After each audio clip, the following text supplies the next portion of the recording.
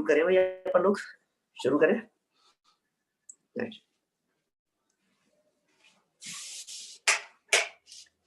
मंगलाचरण संयम शुरू करो। मंगलाचरण मंगलाचरण प्रारंभ करते हैं। सभी लोग सावधान हो जाइए, हाथ जोड़ लीजिए। जो एक शुद्ध विकार वर्जित अचल परम पदार्थ है, जो एक ज्ञायक भाव निर्मल नित्य निज परमार्थ है, जिसके दर्श वा जानने का नाम दर्शन ज्ञान है। ओ नमन उस परमार्थ को जिसमें चरण ही ध्यान है, निज आत्मा को जान कर पहचान कर जम कर अभी जो बन गए परमात्मा पर्याय में भी वे सभी वे साध्य है आराध्य है, आराधना के सार है।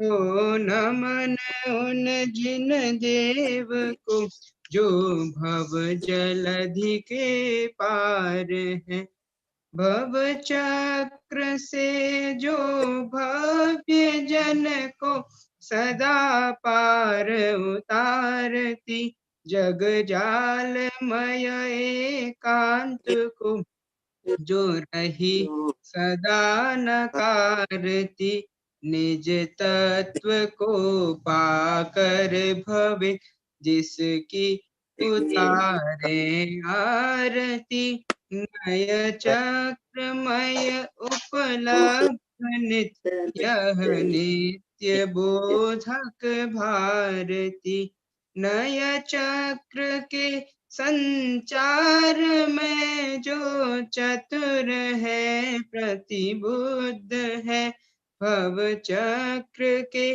संहार में जो प्रति समय सन्नद्ध है, निज आत्मा की साधना में निरत तन मन नगन है, भव्य जन के शरण जिनके चरण उनको नमन है, कर कर नमन निज भाव को जिन जिन गुरु जिन वचन को निज जिज भाव निर्मल करण को, जिन वर कथित नय चक्र को निज बुद्धि बल अनुसार प्रस्तुत कर रहा हूँ विज्ञ जन।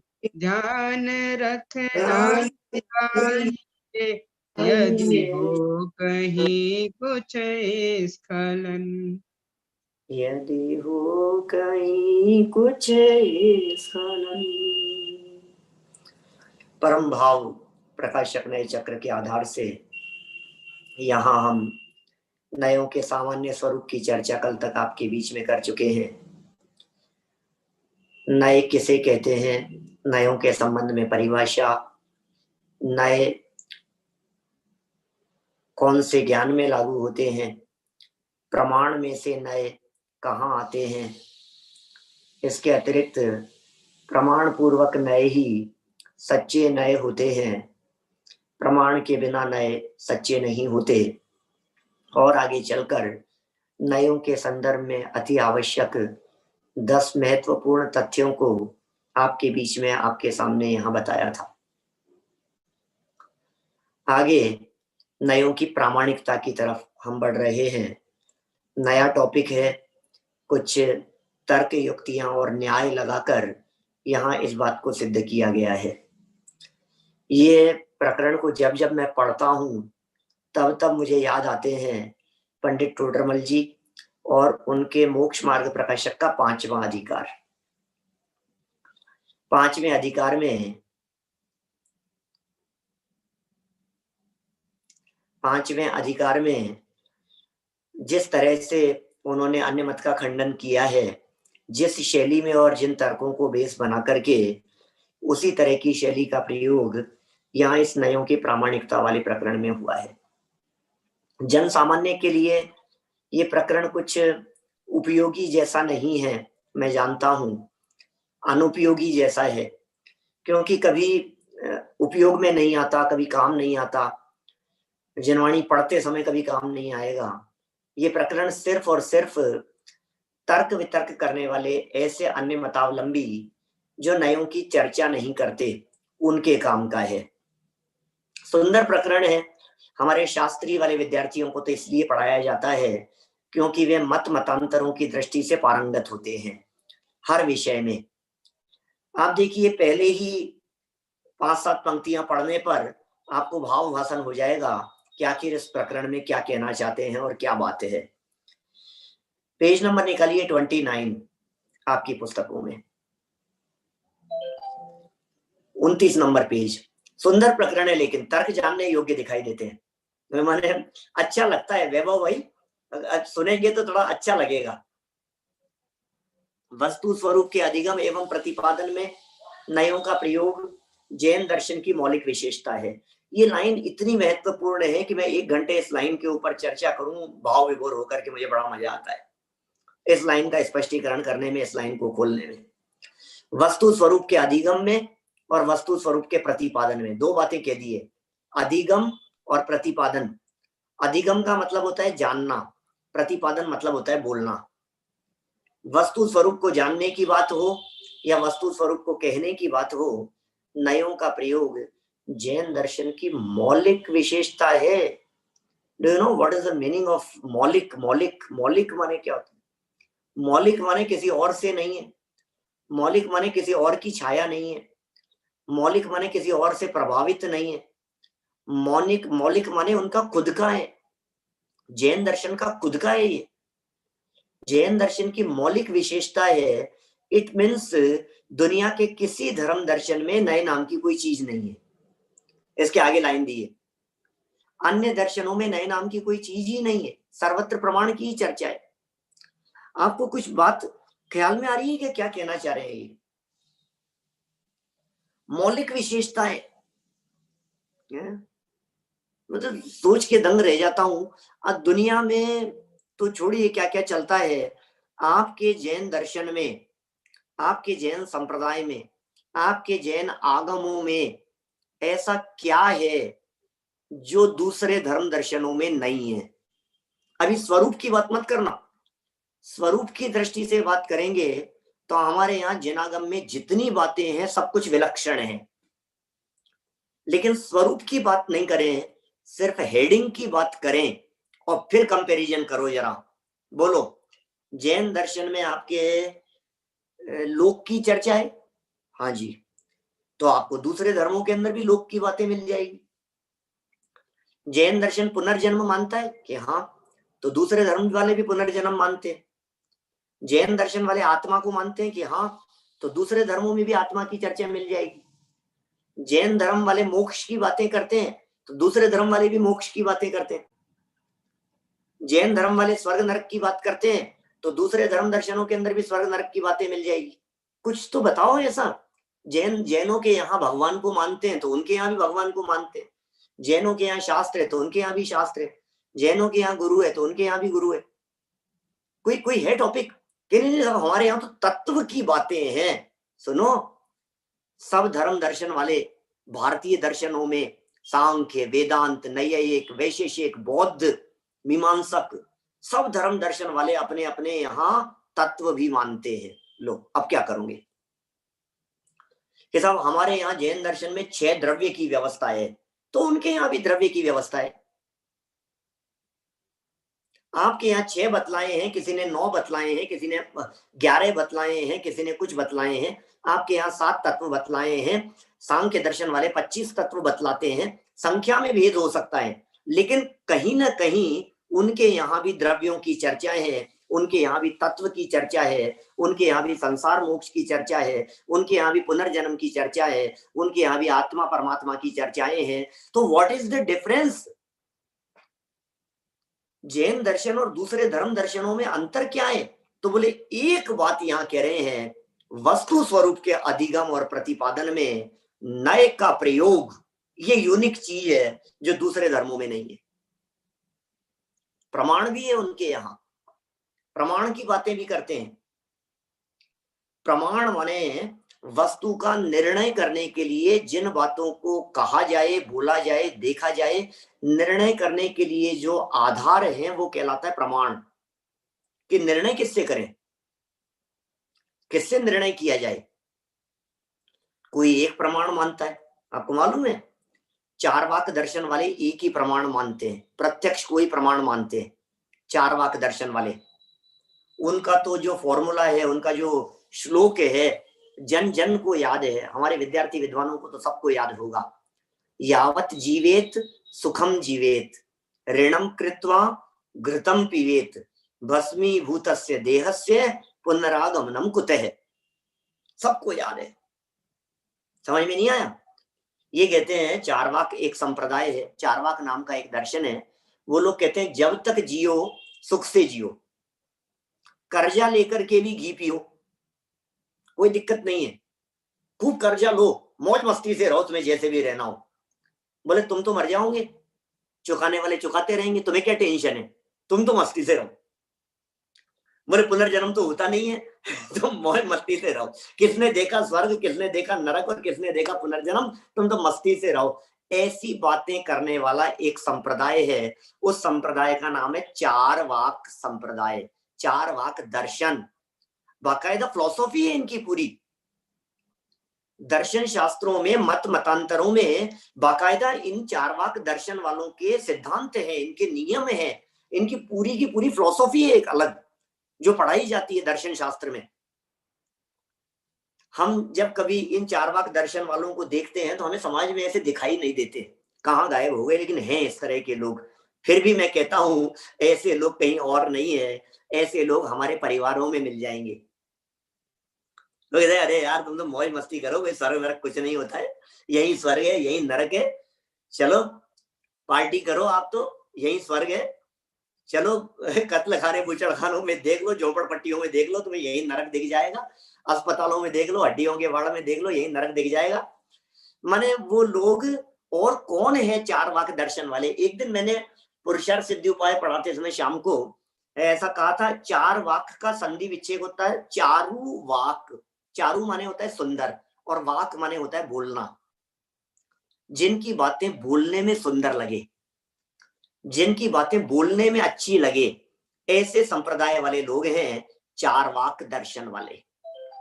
मैं ये कहना चाहता हूं आपसे, यहाँ जो ये प्रमाण का प्रकरण चल रहा है, ये चारवाक दर्शन वाले भी प्रत्यक्ष को प्रमाण मानते हैं। क्या प्रामाणिक है? बोले जो आंखों से दिख रहा है वही प्रामाणिक है, जो दिखेगा उसको मानेंगे। स्वर्ग दिखता नहीं है इसलिए नहीं मानते, नरक दिखता नहीं है इसलिए नहीं मानते, तो प्रत्यक्ष को तो प्रमाण मानते हैं। कोई प्रत्यक्ष को प्रमाण मानता है, कोई अर्थापत्ति को प्रमाण मानता है, कोई उपमान को प्रमाण मानता है, कोई अनुमान को प्रमाण मानता है। तो अलग अलग तरह के प्रत्यक्ष और अनुमान दो प्रमाण मानते हैं, कोई अनुमान अर्थापत्ति और न मालूम कितने कितने प्रकार से। हमारे यहाँ भी शास्त्रों में दो प्रमाण माने गए हैं, एक प्रत्यक्ष और एक परोक्ष। दो प्रमाण है, प्रत्यक्ष प्रमाण और परोक्ष प्रमाण। चर्चा यहाँ क्या चल रही है? चर्चा ये चल रही है कि नयों की चर्चा सिर्फ और सिर्फ जैन दर्शन में है, दूसरे धर्म दर्शनों में नहीं है। तो जब दूसरे धर्म दर्शनों में नहीं है, प्राचीन काल में तो ऐसा चलता था कि एक दूसरे संप्रदायों के साथ में वाद विवाद होते थे, तर्क होते थे और खंडन मंडन की प्रक्रिया चला करती थी। उनकी बातों का खंडन कर दिया, तुम्हारी बातें सही नहीं है, चलो शास्त्रार्थ कर लो। ऐसे शास्त्रार्थ हुआ करते थे पुराने जमाने में। ये सब न्याय शास्त्रों की बातें हैं। समंत भद्राचार्य देव ने हमारे यहाँ जैन परंपरा में न्याय की स्थापना की। जब ऐसी चर्चाएं चलती थी तो अन्य मतावलंबी ऑब्जेक्शन करते थे जैनियों के ऊपर, अरहत मत वालों के ऊपर, स्यादवादियों के ऊपर। जैन शब्द पता नहीं कहां से प्रचारित हुआ, ये तो शोध खोज का विषय है, हम लोग जैन कब से हो गए। लेकिन हमारे लिए न्याय शास्त्रों में, इतिहास में अरहत मत मिलता है।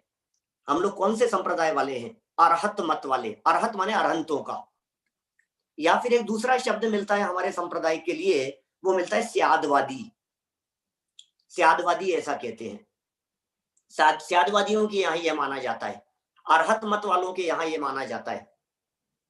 तो हमारे लिए वो लोग सारे के सारे संप्रदाय लोग मिलकर के बोले यार ये नयों का बड़ा नया चक्कर लगा दिया है तुम लोगों ने। तो वो तर्क क्या करते हैं, उसको यहाँ 4 लाइन में दादा ने नीचे लिखा है, बड़ी सुंदर चर्चा है। पहले बीच में 2 लाइनें और है। जैन दर्शन में तत्वार्थों के अधिगम के उपायों की चर्चा में प्रमाण और नए दोनों का समान रूप से उल्लेख है। तत्वार्थ सूत्र के पहले अध्याय का 6वां सूत्र है, प्रमाण नयैरधिगम है। ठीक है ना, मतलब 4 सूत्र ऐसे हैं, 5वां, 6वां, 7वां और 8वां उस पहले अध्याय के, जो न्याय व्यवस्था के संदर्भ में है, या समझ लीजिए जानने के उपायों के संदर्भ में है। नाम स्थापना द्रव्य भाव तत्सन्यास है। नाम स्थापना द्रव्य भाव निक्षेपों की चर्चा, प्रमाण नए अधिगम है, प्रमाण और नए के माध्यम से ज्ञान होता है। फिर निर्देश स्वामित्व साधनाधिकरण स्थिति विधांत है, और एक है सत्य संख्या क्षेत्र स्पर्शन कालांतर भावाल बहुत्वैश्च। ये 4 सूत्र हैं जिनके आधार पर जाना जाता है, देखा जाता है, पकड़ा जाता है। इनमें सबसे संक्षिप्त है प्रमाण नए अधिगम है। प्रमाण और नए बोले दोनों का उल्लेख है हमारे यहाँ उमा स्वामी आचार्य ने। अधिगम के उपायों, अधिगम शब्द का अर्थ तो जान गए ना, अधिगम मतलब जानना, जानने के उपायों की चर्चा करते समय, जानने की बातें बताते समय बोले ये बातें कही है। अब प्रश्न यह भी उठाया जाता है, सुनना, अब यहां से चर्चा उठ रही है नयों की प्रामाणिकता के संदर्भ में। अतः यह प्रश्न भी उठाया जाता है कि नए प्रमाण है या अप्रमाण, ये प्रश्न उठाया जाता है। टोडरमल जी साहब इस बात को सिद्ध करते हैं। एक सेकंड, मेरे यहाँ कोई दूसरा फोन लगा हुआ है, वो बज रहा है, मैं उसे बंद कर लेता हूं उसका।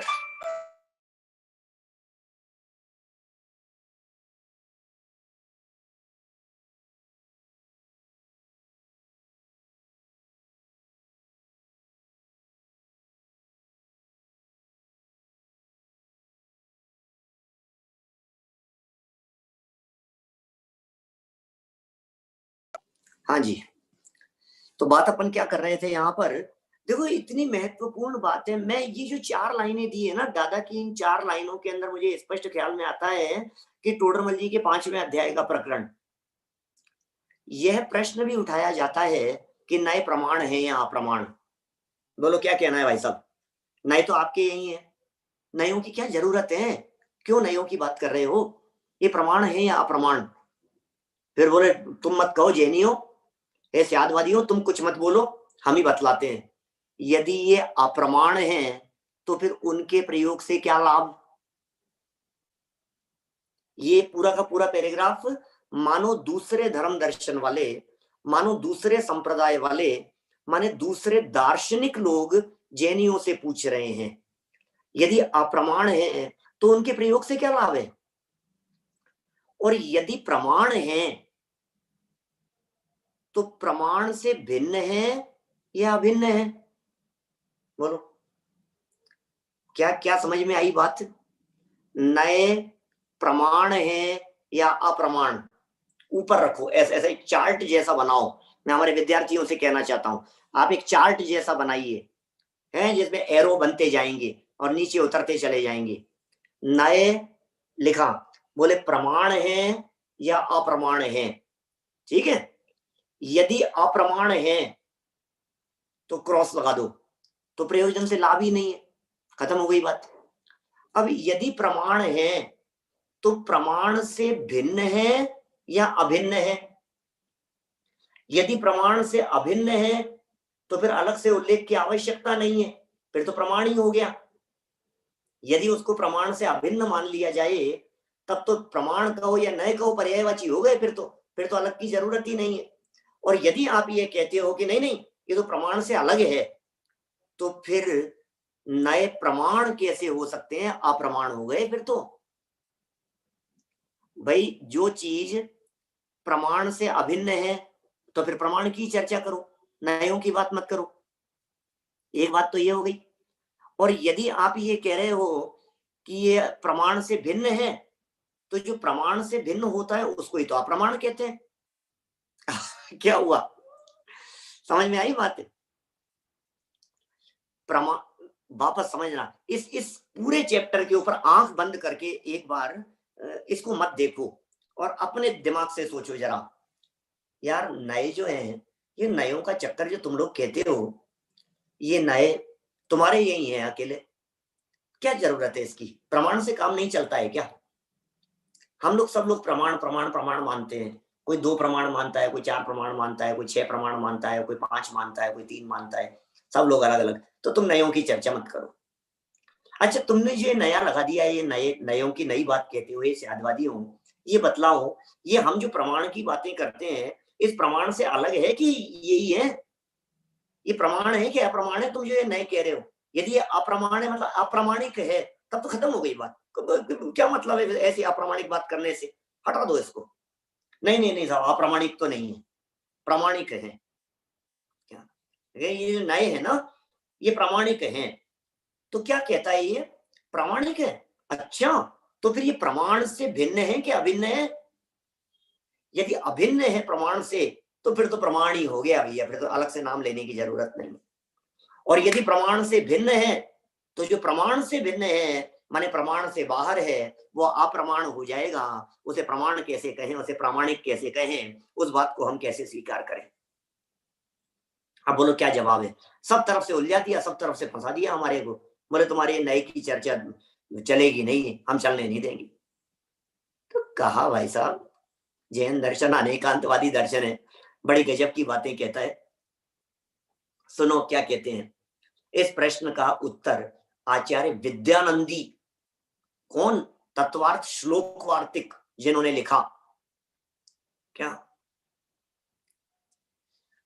बोलो क्या क्या लिखते हैं ये, क्या कह रहे हैं? इस प्रश्न का उत्तर विद्यानंदी आचार्य देते हैं। क्या कह रहे हैं? ना प्रमाणम प्रमाणम वा नयो ज्ञानात्मको मते स्यात् प्रमाणिक देशस्तु सर्वथाप्य विरोधते। कितने सुंदर बात कह दी है?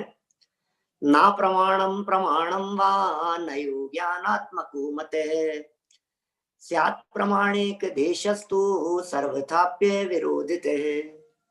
गजब हो गई। न अप्रमाणम न प्रमाणम, क्या कहें? ये जो नए हैं, ये प्रमाण भी नहीं है और अप्रमाण भी नहीं है, अपितु ज्ञानात्मक है। अतः प्रमाण का एक देश है, इसमें किसी प्रकार का विरोध नहीं है। इसी बात को स्पष्ट करते हुए सिद्धांताचार्य पंडित कैलाश चंद्र जी लिखते हैं। देखिए, शंकाकार कहता है कि यदि नए प्रमाण से भिन्न है तो वह अप्रमाण ही हुआ, क्योंकि प्रमाण से भिन्न अप्रमाण ही होता है। एक ज्ञान प्रमाण भी नहीं हो और अप्रमाण भी नहीं हो, ऐसा तो संभव नहीं है, क्योंकि किसी को प्रमाण न मानने पर अप्रमाणता अनिवार्य है और अप्रमाण न मानने पर प्रमाणता अनिवार्य है।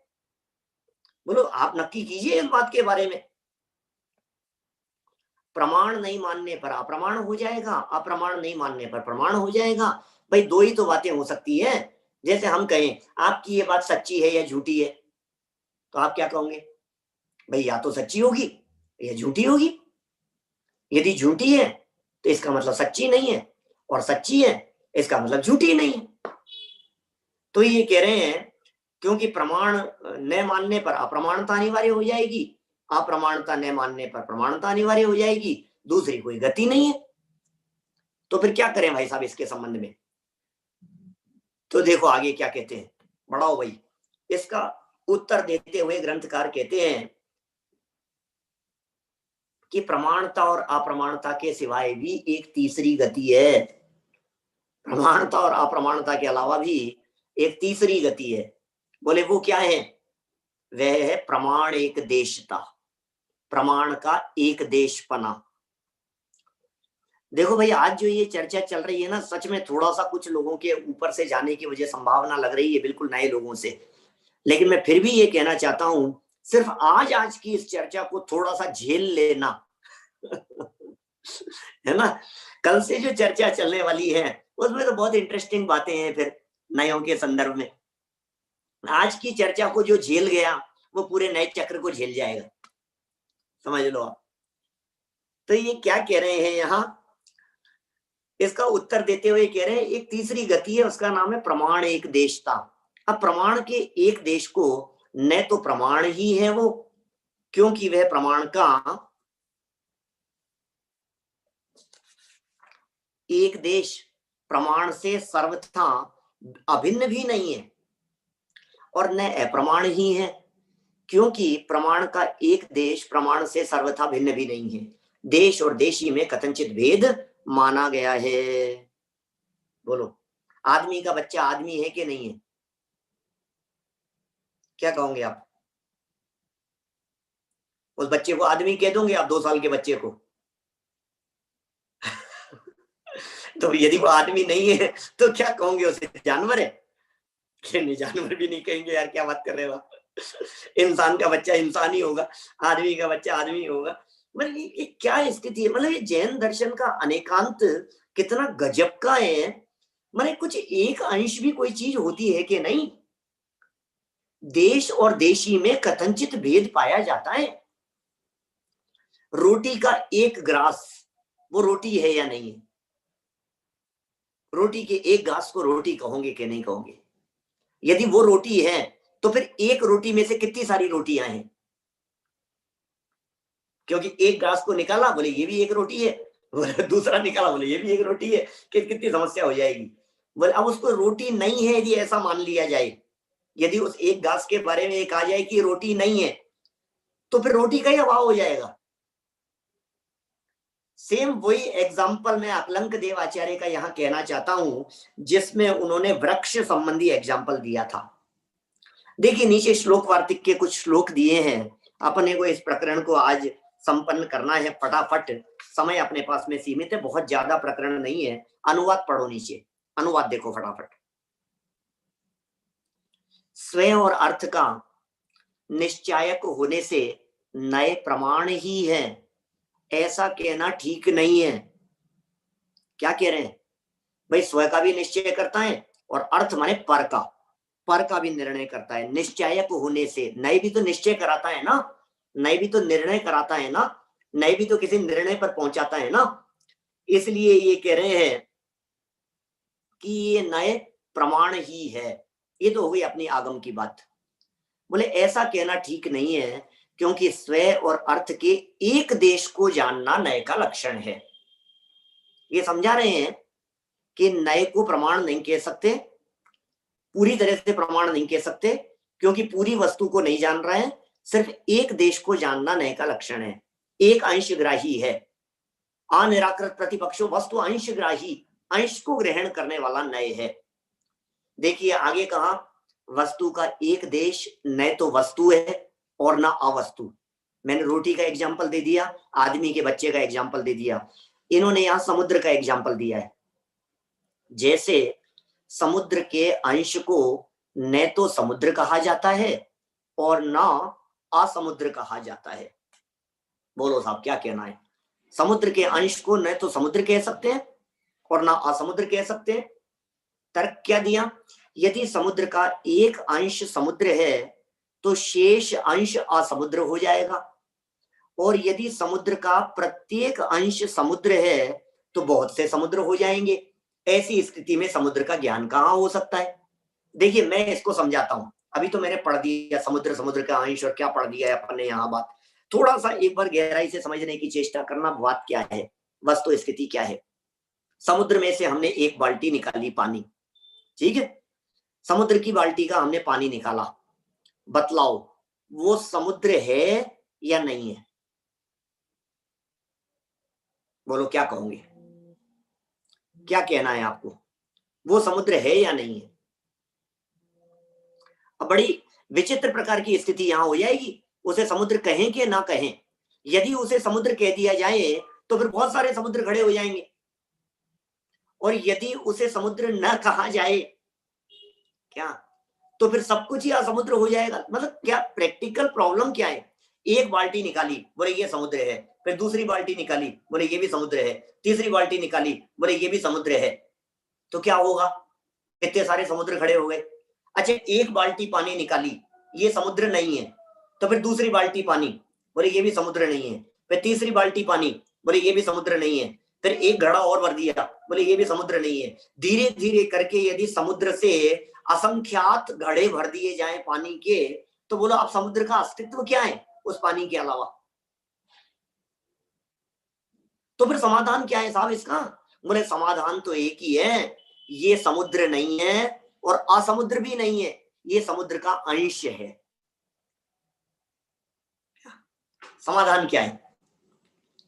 माने उसको समुद्र का अंश कहो तो कोई दिक्कत नहीं है।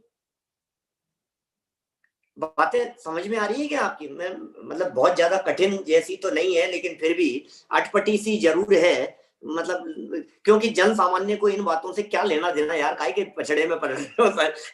नहीं है, हम तो मानते हैं, नया हमें क्यों उलझा जा रहे हो इन बातों में? ऐसा कहने वाले लोग बहुत सारे होंगे। चलिए, किसी का हाथ खड़ा हुआ दिखाई दे रहा है भैया, क्या पूछना चाहते हैं? अनम्यूट किया जाए इनको। कौन है, कुछ बोलना चाहते हैं? सर जय जिनेंद्र। हाँ बोलो भाई। आवाज आ रही है सर? आ रही है भैया, आ रही है, बोलो। सर जैसे मैं ये पूछना चाह रहा था कि आपने यूं कहा कि समुद्र से एक बाल्टी जो पानी निकाला जाए, हाँ, उसको हाँ। जैसे समुद्र की कहना, अंश को वो समुद्र न कहना भी तो कहीं मूर्खता जैसी बात नहीं हो जाएगी? हाँ, तो इसीलिए तो हम कह रहे हैं समुद्र नहीं कहें ये भी ठीक नहीं है, और समुद्र कहें ये भी ठीक नहीं है, तो फिर क्या कहें? ये भी मूर्खता जैसी समुद्र बात का हो एक है, समुद्र का एक अंश कहो, बस इतना ही है ना? मतलब ठीक है रोटी भाई। के ग्लास को अगर पूरी रोटी कहेंगे तो भी ये भी तो उचित नहीं कहा जाएगा। हाँ, रोटी के एक गास को पूरी रोटी भी नहीं कह सकते, और रोटी नहीं है ये भी नहीं कह सकते उससे पूरी वस्तु का ग्रहण कैसे होगा फिर यूं? हैं? अरे वस्तु का ग्रहण नहीं, अभी तो जो झगड़ा चल रहा है वो झगड़ा उसके प्रमाण और अप्रमाण के संदर्भ में चल रहा है। क्या अभी नए का मैटर नहीं है, अभी तो ये समझा रहे हैं। झगड़ा है वस्तु है या नहीं, इस बात का ही झगड़ा है ना। हाँ, वो प्रमाण है या नहीं है, मतलब वस्तु है या नहीं इसके अस्तित्व पर ही बात चल रही है कि नहीं चल रही है, मतलब यही कहना चाह रहे हैं ना। वस्तु का अस्तित्व खतरे में पड़ जाएगा यदि उसे जानने वाले ज्ञान के अंदर गड़बड़ हुई तो। ये समस्या है।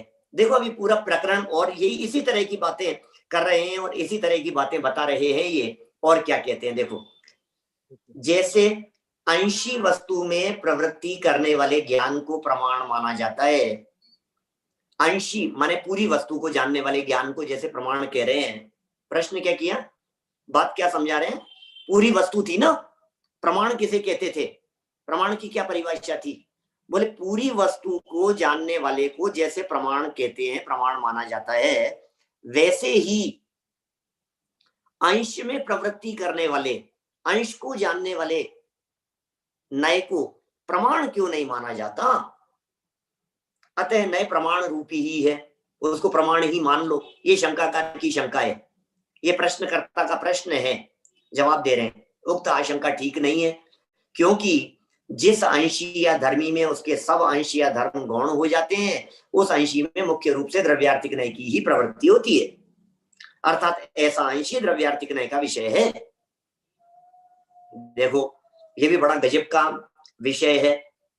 क्या कह रहे हैं, जिस अंशी या धर्मी में, पिछले पेज पे आओ बेटा वापस, जिस अंशी या धर्मी में उसके सब अंश या धर्म गौण हो जाते हैं। क्या कहा? जिस अंशी या धर्मी, धर्मी कहो या अंशी कहो या वस्तु कहो, मूल वस्तु कहो, सब एक ही बात है ना, जिसमें ये सभी अंश या धर्म गौण हो गए, अंश गौण हो गए हैं और वस्तु मुख्य हो गई है, उस अंशी में मुख्य रूप से द्रव्यार्थिक नय की प्रवृत्ति होती है। बात आपको थोड़ी देखिए समझ में कम आ रही होगी, मैं इसको ऐसा समझाऊं। अभी यदि बोर्ड चौक मेरे पास में होता तो मैं ऐसा करता, सुनना ध्यान से। आप लोग भी कर सकते हैं, कॉपी पेन आपके पास में है। हाँ भाई साहब हाँ? आप बोलिए, मैं यहाँ पर बोर्ड और से बना सकता हूँ सामने। हाँ, ऊपर लिखा हमने वस्तु, ऊपर लिखा हमने वस्तु, और वस्तु के ब्रैकेट में लिखा हमने द्रव्य। वस्तु लिखा और वस्तु के बगल में लिख दिया हमने द्रव्य। अब क्या करेंगे साहब, वस्तु और द्रव्य, ये हो गई वस्तु, ब्रैकेट में कर दिया द्रव्य, और इसके कर दिए हमने 3 पार्ट निकाल दिए, इसमें से द्रव्य गुण पर्याय, 3 हिस्से हो गए, द्रव्य गुण और पर्याय। अब मुझे यहां ये पूछना है, एक द्रव्य तो है ऊपर जो द्रव्य है, वस्तु जिसे कहा था, और दूसरा द्रव्य है ये जो नीचे लिखा हुआ है ये द्रव्य। इन दोनों में क्या डिफरेंस है? दोनों द्रव्य, एक ऊपर द्रव्य है जैसे वस्तु कहाँ है, और एक नीचे द्रव्य है जैसे द्रव्य कहाँ है। इन दोनों में क्या डिफरेंस है? बोले एक जो ऊपर वाला द्रव्य है ना, वो है अंशी, माने उसमें द्रव्य गुण पर्याय सब शामिल हैं, वो अंशी है। और नीचे जो द्रव्य है, ये नीचे वाला द्रव्य है, इसमें गुण और पर्याय अलग है। ये द्रव्य, ये अंश है। बोलो, ख्याल में आ रही है बात? वो अंशी वाला द्रव्य है, ये अंश वाला द्रव्य है, माने 2 प्रकार के द्रव्य हो गए।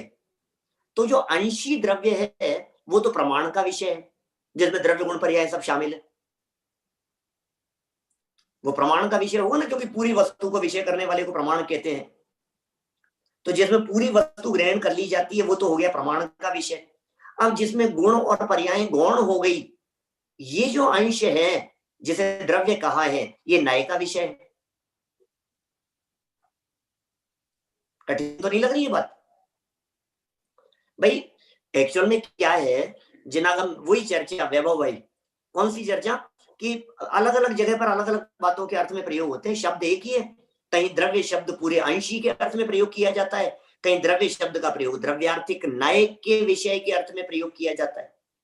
ये द्रव्यार्थिक नय वाला द्रव्य, ये नीचे जो कहा है और ऊपर जो कहा है द्रव्य गुण पर्याय सब जिसमें थे वो अंशी। अब इस बात से जरा आपकी पुस्तकों में लिखे गए वाक्य को पढ़ो। अभी ये जो पिक्चर है शायद ये हट जाएगी यहां से, पुस्तक की लाइन आपके सामने आएगी, लेकिन इस पिक्चर को दिमाग में सेट कर लेना। मैं ऐसा कहूंगा, एक अंशी और एक अंश। अंशी प्रमाण का विषय है, अंश नय का विषय है। अंशी में द्रव्य गुण पर्याय सब शामिल हैं, और जो अंश है वो सिर्फ नय का विषय है। अब देखो नीचे क्या कहते हैं, उल्लास भाई समझ में आ रही है ना सब बात? कठिन नहीं है, है? देखिए क्या कह रहे हैं, कंफ्यूज मत होइए, कोई भी कंफ्यूज होने जैसा कुछ नहीं है। बस इतना समझ लीजिए, द्रव्य 2 हैं, एक ऊपर वाला द्रव्य, एक नीचे वाला द्रव्य। ऊपर वाले द्रव्य को अंशी कहते हैं और नीचे वाले द्रव्य को अंश कहते हैं। सुनिए क्या लिखा यहां वाक्य, क्योंकि जिस अंशी या धर्मी में उसके सब अंश या धर्म गौण हो जाते हैं, उस अंशी में, अब ये जो अंशी शब्द का प्रयोग कर रहे हैं बानेन्द्र जी साहब, ये जो अंशी शब्द का प्रयोग किया है, ये अंशी शब्द का प्रयोग नीचे वाले अंश के संदर्भ में कर रहे हैं क्या? जिसमें उसके दूसरे अंश गौण हो गए हैं, गुण को भी गौण कर दिया, पर्यायों को भी गौण कर दिया। तो ये जो अंश था द्रव्य वाला अंश, वो द्रव्य वाला अंश वास्तव में बहुत बड़ा पार्ट है ना। द्रव्य गुण तो एक एक होते हैं, पर्याय एक एक समयवर्ती होती है, द्रव्य तो अपने आप में बहुत भारी है, वजनदार है। तो इस अंशी में द्रव्यार्थिक नय की प्रवृत्ति होती है। क्या कहा, वापस सुनो, नीचे वाले अंश में, नीचे वाले द्रव्य में, नीचे जिसे द्रव्य कहा गया था उसमें गुण और पर्याय गौण हो गए। तो इस द्रव्य में, इन 3 में से द्रव्य गुण पर्याय, द्रव्य गुण पर्याय, इन 3 में से ये जो द्रव्य है इस द्रव्य में द्रव्यार्थिक नय की प्रवृत्ति होती है, ये यहाँ कह रहे हैं। वो द्रव्यार्थिक नय का विषय बनता है, उसका ज्ञान करना नय का काम है, प्रमाण का काम नहीं है। इस द्रव्य को जो विषय बनाएगा वो नय का काम है।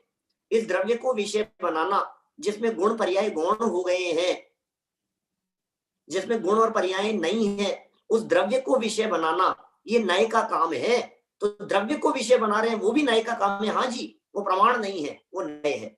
अब जरा वाक्य पढ़ लेता हूं मैं, समझ में जितना आया होगा आपको, आ गया होगा, आ रहा है, आप लोगों की गर्दन हिलती हुई दिखाई दे रही है मुझे।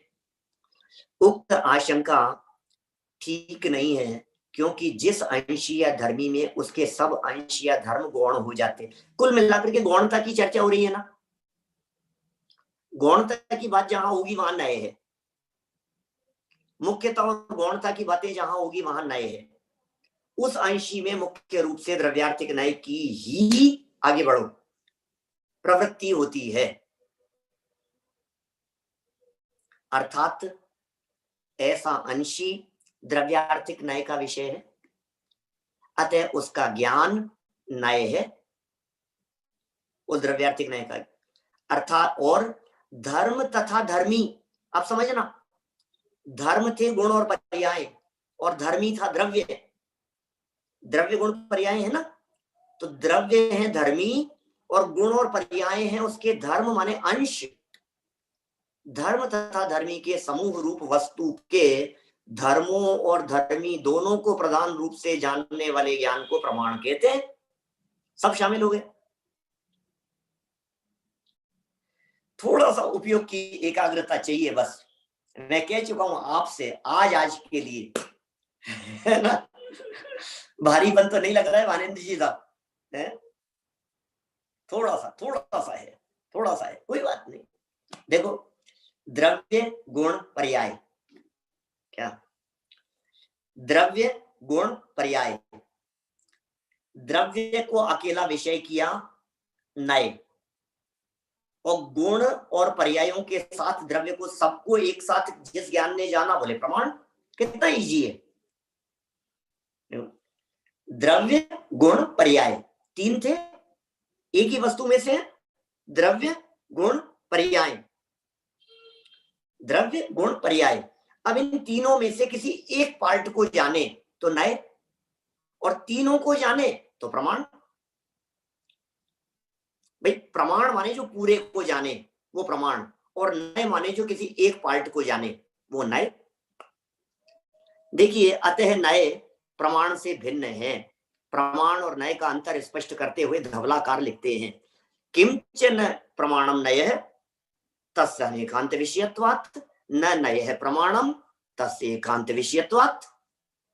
कुछ समझ में आ रही है? हमारे सब न्याय के विद्यार्थी हैं।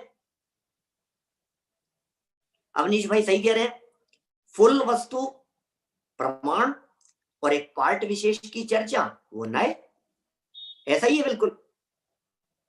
देखिए क्या कह रहे हैं, प्रमाण नय नहीं हो सकता क्योंकि उसका विषय अनेकांत अर्थात अनंत धर्मात्मक वस्तु है। प्रमाण को नय नहीं कह सकते क्योंकि प्रमाण का विषय अनेकांत है, प्रमाण का विषय पूरी वस्तु है, अनंत धर्मात्मक वस्तु है। और न नय को ही प्रमाण कह सकते हैं, न नय प्रमाण हो सकता है क्योंकि उसका विषय एकांत है। एकांत माने अनंत धर्मात्मक वस्तु का एक अंश है, एक धर्म है। प्रमाण और नय का अंतर निकाल रहे हैं यहां। प्रमाण का विषय अनेकांत है, नय का विषय एकांत है। प्रमाण पूरी वस्तु को विषय करता है, नय अंश मात्र को ग्रहण करता है। तो दोनों में अंतर तो है ही ना। आखिर नय को प्रमाण नहीं कह सकते, प्रमाण को नय नहीं कह सकते। बोलो, ये अंतर तो है ही ना। देखिए, प्रमाण शास्त्र के विशेषज्ञ आचार्य अकलंक देव तो नय को सम्यक एकांत और प्रमाण को सम्यक अनेकांत घोषित करते हुए लिखते हैं। क्या लिखते हैं, देखिए आगे।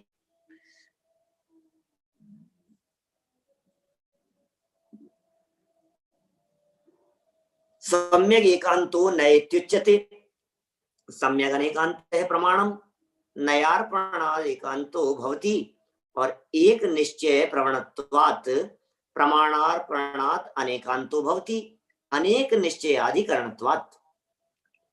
सम्यक एकांत नय कहलाता है, सम्यक अनेकांत प्रमाण। नय विवक्षा वस्तु के एक धर्म का निश्चय करने वाली होने से एकांत है, और प्रमाण विवक्षा वस्तु के अनेक धर्मों का निश्चय स्वरूप होने के कारण अनेकांत है। बहुत सरल सरल बातें हैं क्या। हमारे साधर्मी कह रहे हैं, मयंक जी आज ऐसा लग रहा है जैसे स्कूल में बैठे हुए हैं। बात तो ऐसी है सच में, स्कूल में इसलिए लग रहा है कि हम विद्यार्थियों को पढ़ा रहे हैं ना, हमारे शास्त्री वाले विद्यार्थी बैठे हैं ना हमारे सामने। मैं नाम तो साधर्मियों का लेता हूं, लेकिन पढ़ा तो विद्यार्थियों के लिए ही रहे हैं। हमारे दिखते ज्यादा एक्टिव पार्टिसिपेंट्स जो हैं ये साधर्मी लोग ज्यादा दिखते हैं। विद्यार्थियों को ऐसा लगता है कि एग्जाम के लिए पढ़ रहे हैं, साधर्मियों को लगता है कि नहीं हम समझना है हमारे को। ऐसा है भव्य, क्या है स्थिति, एग्जाम के लिए थोड़ी ना पढ़ रहे हैं, ये तो जनागम तो लाइफ है अपनी। देखो अनेकांत नय कहलाता है, क्या क्या बात है, अनेकांत क्या कहलाता है, नय कहलाता है। और सम्यक नहीं सुनो सुनो, सम्यक एकांत, गलत बोल गया मैं, सम्यक एकांत नय कहलाता है। सम्यक एकांत नय कहलाता है। संतोष पाटनी जी साहब, आप आज ही आए हो क्लास में और आपको लग रहा होगा कि यार ये क्या पढ़ाते हैं, ये ऐसा लगेगा कि ये क्या जंजाल में उलझा दिया, ये काई का नया चक्कर है, ये कौन सा नया चक्र है जो यहाँ पढ़ाया जा रहा है, बड़ा कठिन काम है, इससे तो बच के रहना चाहिए। सम्यक एकांत नय कहलाता है। एकांत है ना, नय एक धर्म को विषय करने वाला होने के कारण एकांत कहलाता है नय। और सम्यक अनेकांत यदि आप देखेंगे तो वो प्रमाण है, सम्यक अनेकांत को तो प्रमाण कहेंगे। नय विवक्षा एक धर्म का निश्चय करने वाली होती है, इसलिए एकांत। अंत माने होता है धर्म, अंत माने होता है गुण। जैसे अनेकांत की व्याख्या करते हैं ना, देखो यहाँ एक बार अनेकांत समझ लो। यहाँ अनेकांत का मतलब क्या होता है, अनेकांत माने क्या चीज है, संयम ख्याल में आ रही है ना बात, सब सरल है। अनेकांत क्या चीज है, अनेक अंत। अनेकांत में दो शब्द हैं, अनेक अंत। एकांत में भी दो शब्द है, एक अंत। अंत माने होता है धर्म, गुण। अंत माने गुण और धर्म है। तो एक अंत माने एक गुण, एक धर्म, एक शक्ति, एक अंश, उसकी चर्चा करे वो एकांत। और अनेक अंत, अंत माने धर्म, गुण, शक्तियां, तो अनेक अंत माने अनेक गुणों की चर्चा करे, अनेक धर्मों की चर्चा करे, अनेक शक्तियों की चर्चा करे, उसका नाम अनेकांत। तो एकांत माने एक गुण धर्म की चर्चा करने वाला, अनेकांत माने अनेक गुण धर्मों की चर्चा करने वाला। तो जो अनेकों की चर्चा कर रहा है वो प्रमाण है, और जो एक की चर्चा कर रहा है वो एकांत स्वरूप नय है। चलिए आगे बढ़ते हैं। प्रमाण सर्व नय रूप होता है, क्योंकि प्रमाण सर्व नय रूप होता है। बड़ा गजब का वाक्य है, बड़ा मर्म छिपा हुआ है इस वाक्य में। प्रमाण सर्व नय रूप होता है।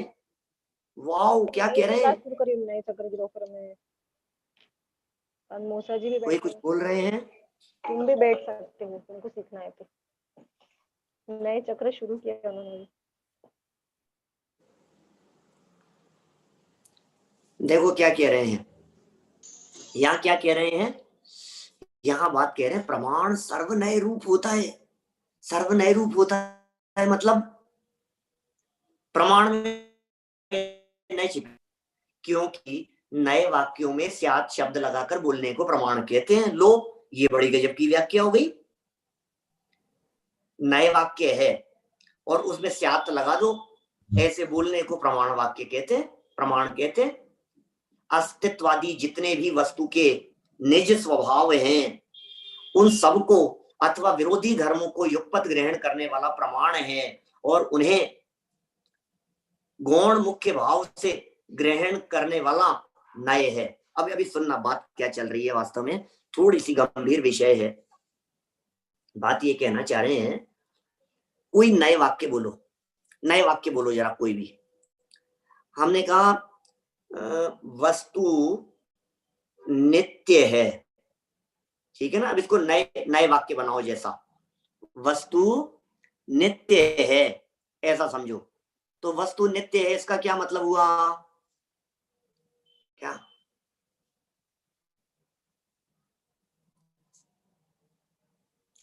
प्रमाण से ही सर्वनय निकले हैं, इसलिए प्रमाण सर्वनय रूप है, ऐसा हमारे सामने एक जवाब लिख करके आया। ठीक है, ऐसा ही है बिल्कुल। प्रमाण से ही सर्वनय कैसे निकले हैं? क्योंकि वस्तु तो पूरी है ना। अब आत्मा तो पूरा है, अभेद अखंड। अब उसमें अकेले ज्ञान की चर्चा कर लो तो एक नय हो गया। अब उसी अनंत गुणात्मक आत्मा में से अकेले दर्शन की चर्चा कर लो तो दूसरा नय हो गया। उसी अनंत गुणात्मक आत्मा में से अकेले अस्तित्व की चर्चा कर लो तो अलग नय हो गया। उसी अनंत गुणात्मक आत्मा में से अकेले वस्तुत्व की चर्चा कर लो तो अलग नय हो गया। आप समझ रहे हैं? ये सब क्या स्थिति है? ये जो बातें यहाँ कह रहे हैं, इन बातों की गंभीरता समझने की कोशिश करो। प्रमाण सर्वनय रूप होता है। जैसे नए वाक्यों में स्यात् लगा दो, हमने कहा वस्तु नित्य है, अब इसमें लगा दो वस्तु नित्य भी है, स्यात् लगा दिया। इसका मतलब क्या हुआ? प्रतिपक्ष ऑटोमेटिकली हाईलाइट हो रहा है। यहां स्यात् लगाने का मतलब, जैसे हमने कहा ये लड़का क्लास में बहुत इंटेलिजेंट है, क्या कहा? ये नए वाक्य है। ये लड़का क्लास में बहुत इंटेलिजेंट है, ये नए वाक्य है। अब इसको जरा प्रमाण बना दो तो क्या होगा? प्रमाण कैसे बनेगा? स्यात् लगा दो, भी लगा दो, कथनचित लगा दो, यह लड़का भी इंटेलिजेंट है, यह लड़का बहुत इंटेलिजेंट है, ये नए वाक्य है। और इस वाक्य में लगा दिया यह लड़का भी इंटेलिजेंट, हाँ यह भी इंटेलिजेंट है। इसका मतलब क्या हुआ? अजय जी क्षीर सागर बतलाएं। इसका मतलब ये हुआ कि दूसरे को भी हाईलाइट कर रहे हो आप। इसका मतलब दूसरा भी आपके दिमाग में आ रहा है। तो जिसके दिमाग में इसके साथ साथ दूसरा भी आ रहा है, बोले इसको ही तो प्रमाण कहते हैं। जिसके दिमाग में इसके साथ साथ में दूसरा भी आ रहा है, इसे ही तो प्रमाण कहते हैं। और प्रमाण क्या होता है? तो जितने नए वाक्य होते हैं, वस्तु अनित्य है, क्या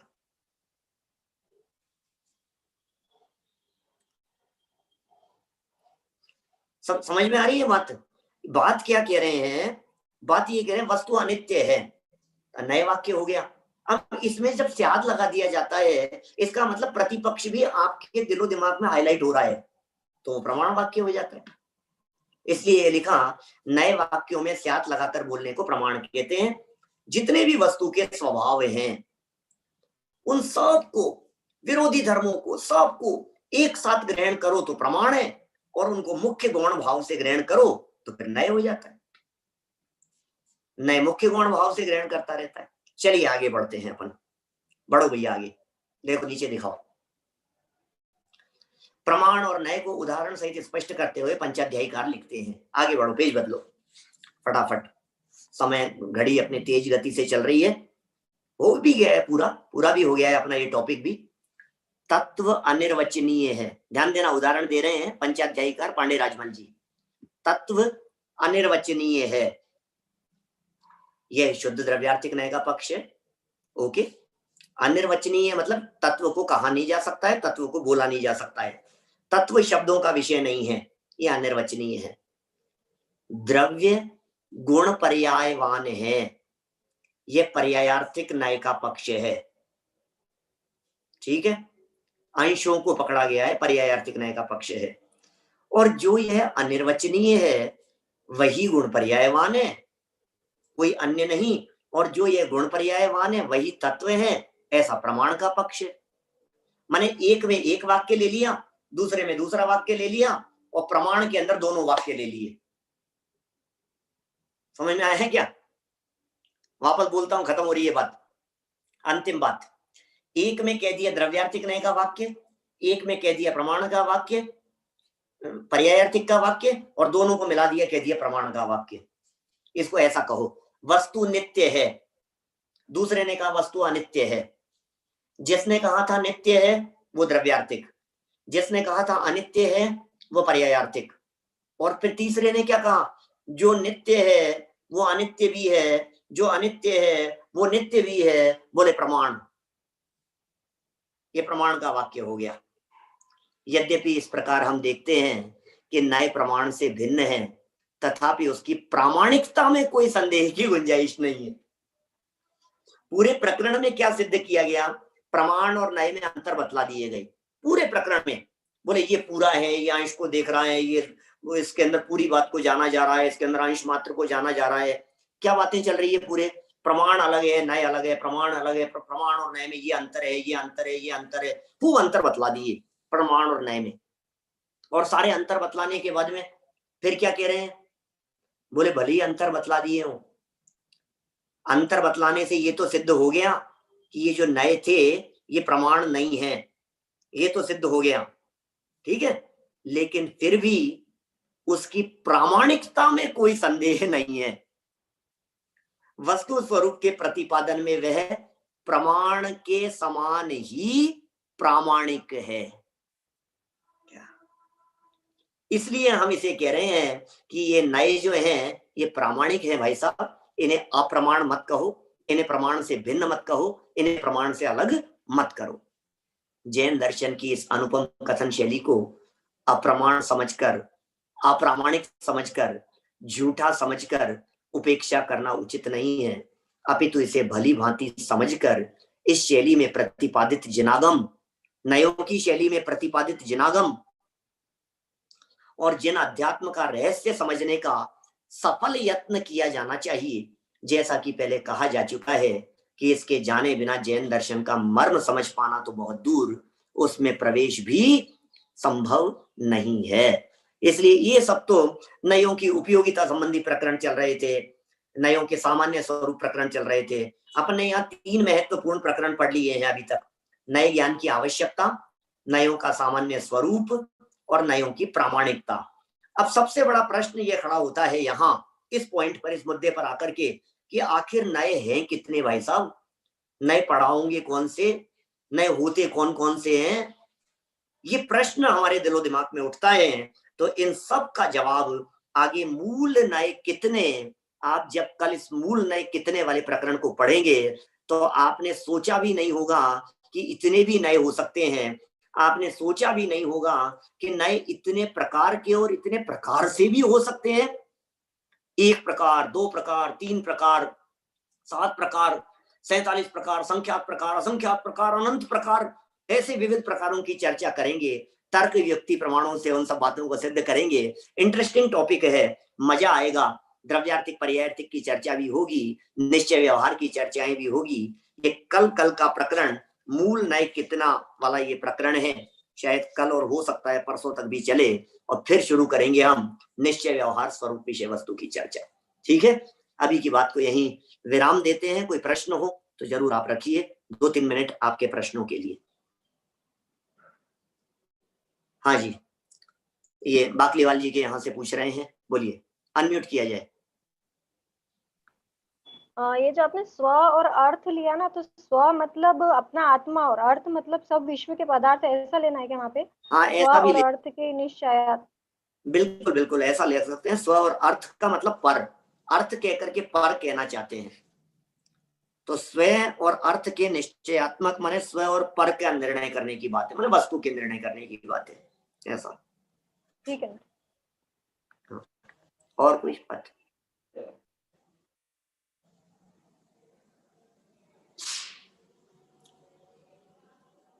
और कुछ नहीं है? चलिए जय माटिलित। निज निधि निज में बताई, यह अनंत उपकार है, उसके लिए जिन वाणी माँ को वंदना शतवार है, वंदना